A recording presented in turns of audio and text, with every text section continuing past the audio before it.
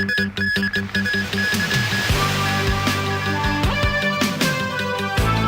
on LegCo's by-elections.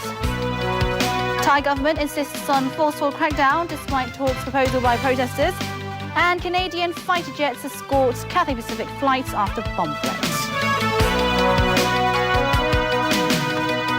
Good evening. Vote counting is underway for today's Legislative Council by-elections. 5 legislators earlier resigned to trigger what they call a de facto referendum on universal suffrage.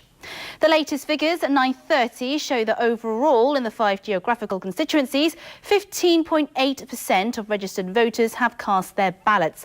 That means 532,864 people have voted.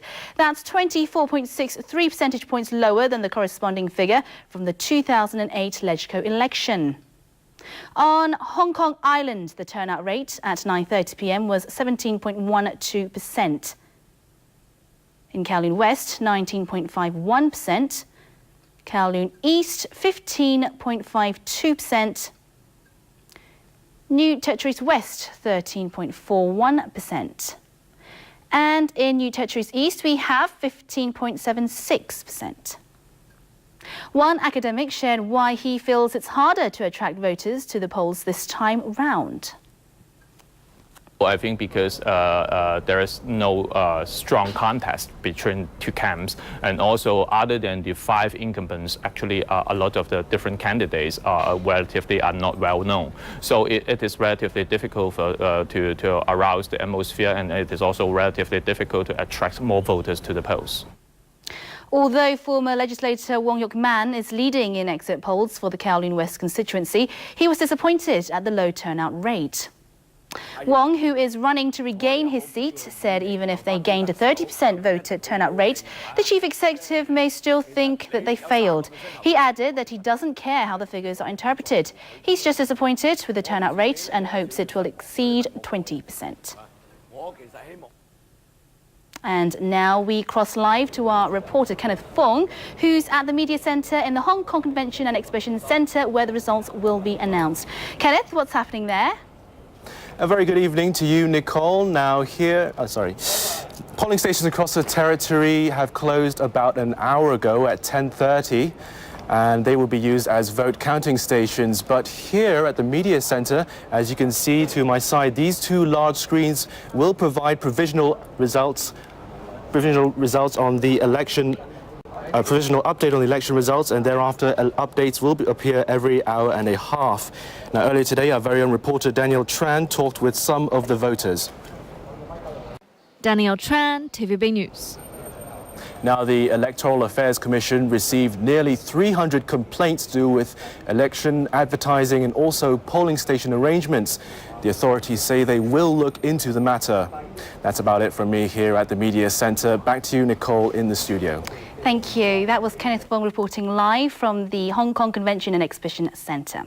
And now Jenny Lam takes a look at the list of candidates in today's polls. Jenny Lam, TVB News. The chief executive and all principal officials chose not to cast their ballots in today's by-elections. They explained that the elections could have been avoided. Pan Democrats once again accused the government of applying pressure to civil servants by leading a boycott of the elections. This wrong. To other news now. Thailand's government says a crackdown on red shirt protesters will continue despite their plea for UN-mediated talks. At least 30 people have died in clashes between anti-government protesters and troops since Thursday. 59 people have been killed and more than 1,600 wounded since the protests began mid-March. James Legilia reports. James Legilia, TVB News. And this just in, the overall LegCo by-elections turnout rate today was 17.1%. More overseas news. Canadian authorities are looking into what officials call a bomb hoax against a Cathay Pacific flight from Hong Kong. Military jets escorted flight CX838 to its destination Vancouver after a bomb threat came in by phone. But after the plane landed, nothing suspicious was found. More details from Joanne Wong. Joanne Wong, TVB News. Another cloud of volcanic ash from Iceland is forcing airport closures in Europe. Flights to and from Northern Ireland, Northern England and Scotland have been halted. And Britain's Department of Transportation has warned that different parts of the country's airspace could close through the next few days. Airports including Heathrow and Gatwick could be affected. According to officials in Iceland, the intensity of the eruption of a glacier-capped volcano there has not changed, but wind directions have. In Germany, authorities will send up a test flight to measure the ash concentration before deciding whether to close its airspace. There are 4 flights leaving Hong Kong for London's Heathrow Airport tonight. Cathay Pacific, British Airways and Virgin Atlantic say the flights will depart as scheduled. A couple was splashed with corrosive liquid at a boutique in Hong Kong late this afternoon. Police arrested a suspect with a history of mental illness. The 59-year-old suspect also suffered burns and was given initial treatment by ambulance workers. The injured couple, aged 66 and 51, owned the boutique on Ma Tai Wai Road. All 3 people were sent to Queen Elizabeth Hospital. Police say a row over prices broke out in the boutique at around 5:30 p.m. A man returned to the ground floor shop 15 minutes later and splashed acid on the couple. Police revealed that the suspect had received 2 years of psychiatric treatment at Kowloon Hospital. A humanoid robot conducted a wedding ceremony in Tokyo today, a world first.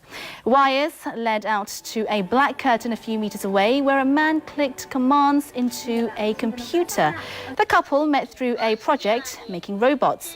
Satoko Shibata said she wanted the robot to be part of the most important event of her life. Family and friends laughed at the little robot during the ceremony, who ended the nuptials by congratulating the couple. それでは皆様フラワーシャワーのご協力をお願いいたします。 And to look at the weather before we go, it will be mainly fine tomorrow. Temperatures will range between 23 and 29 degrees. And a reminder, we will have the by-elections results later tonight. That's the news. Good night.